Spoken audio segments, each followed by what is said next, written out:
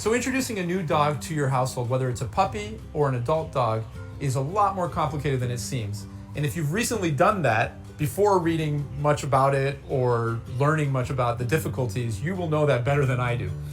I've introduced many new dogs into my household, and a lot of different factors and variables come into play. As one of my idols, Cesar Millan, always says, is you get the dog you deserve.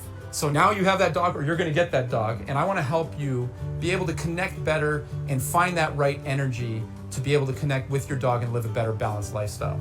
So I talk about energy because the first thing you should do is not think necessarily just about breed specifics, but you should be honest with yourself before you even think about what kind of breed. And you should say, okay, on a scale of 1 to 10, what is my energy level?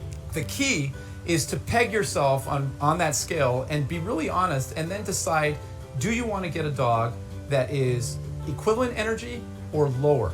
The last thing you want to do is to get a dog that is higher energy than you, right? Because that's where you're going to come across all kinds of a world of hurt, because you can't keep up with that dog. And I highly, highly encourage you to find a great breeder to talk about this. But first, do your research.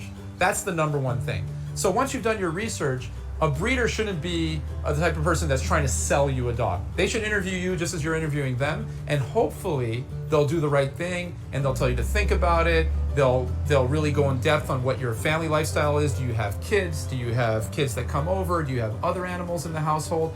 All of these different things that could be detrimental or not, depending on the type of breed, right? But at the end of the day, what I want everybody to think about, and what I want you to think about, is what type of lifestyle do you live in? What type of framework do you want your dog to exist in?